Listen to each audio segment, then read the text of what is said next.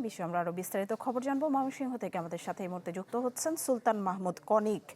Conic, যেমনটি জানাচ্ছিলাম যে দীর্ঘ 22 বছর পর তারেক রহমান নির্বাচনী জনসভায় অংশ নিচ্ছেন, ময়মনসিংহে যাচ্ছেন তিনি আগামীকাল।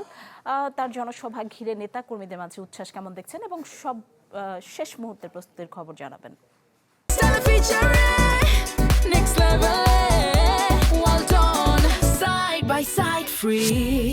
নিশি, শেষ মুহূর্তের প্রস্তুতি যদি জানাই যে আজকেও সকাল 11টার দিকে যে সাংগঠনিক যে নেতৃবৃন্দ আছেন তারা প্রেস ক্লাবে একটি সংবাদ সম্মেলন করেছেন এবং আগামীকালকের কর্মসূচি নিয়ে বিস্তারিত তারা জানিয়েছেন। আগামীকাল এই সার্কিট হাউস মাঠে তারেক রহমান আসবেন এবং এই যে জনসভা, এই জনসভায় তিনি বক্তৃতা করবেন।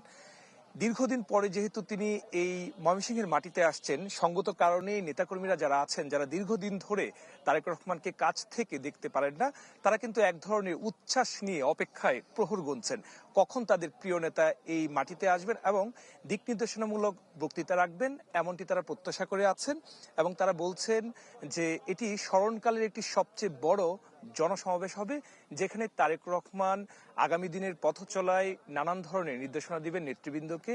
এই মুহূর্তে মঞ্চ তৈরির যে কাজ, সেই কাজ কিন্তু চলমান রয়েছে। আমরা যতটুকু জানতে পেরেছি যে এই নেতৃবৃন্দরা যারা আছেন তারা কিছুক্ষণ পরপরই এখানে মনিটরিং করছেন এবং আমরা দেখেছি যে সাংগঠনিক যে সমস্ত নেতৃবৃন্দরা আছেন তারা এখানে আসছেন।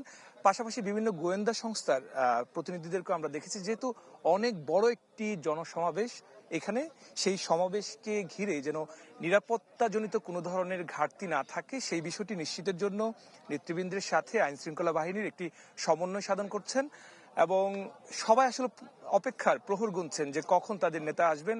এবং এই মাঠে আগামীকাল দুপুর 2টায় তারেক রহমান তিনি ভাষণ দেওয়ার কথা রয়েছেন এবং ভাষণ দেওয়ার পরে যতটুকু জানি যে বিভাগের যে 24টি আসন রয়েছে, সেই 24টি আসনের যারা ধানের শীষের মনোনীত প্রার্থী আগামী 12ই ফেব্রুয়ারি যারা নির্বাচনে প্রতিদ্বন্দ্বিতা করছেন, সেই প্রার্থীদেরকে এক মঞ্চে সবার সামনে পরিচয় করে দেবেন এবং ভোট চাইবেন।